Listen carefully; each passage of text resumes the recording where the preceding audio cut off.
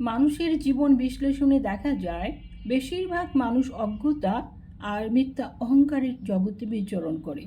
সত্যের কাছাকাছি পৌঁছানোর আস্ফালন দেখায় আর সত্যের সাথে বসবাসের মাহাত্ম্য তৃপ্ত হয়। এই ত্রিবিধ অবস্থা যুগ যুগ ধরে মানুষের চিন্তা জগতে আপেক্ষিকতার ঘর পেঁচে অহংরূপে বিচরণ করছে। অহংয়ের দ্বন্দ্ব মিটছে না।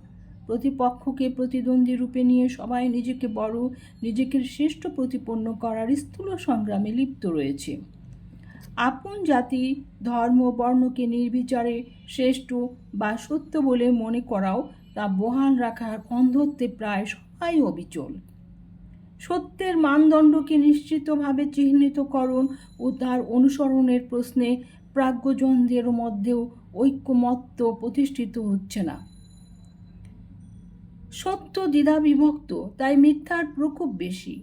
আর মিথ্যাকে কোনো দ্বিধা বিভক্তি নেই, তাই মিথ্যার রাজত্ব কায়েমও কোনো প্রতিবন্ধকতা নেই। সব মিথ্যার লক্ষ্য এক, আর তা হচ্ছে সত্যকে বিপন্ন করা।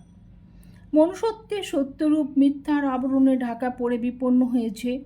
মিথ্যাকেই মানুষ সত্য হিসাবে চিনতে অভ্যস্ত হয়ে গেছে। এই ভুল চেনার করাল গ্রাস থেকে মানুষের স্বরূপকে বের করতে হবে।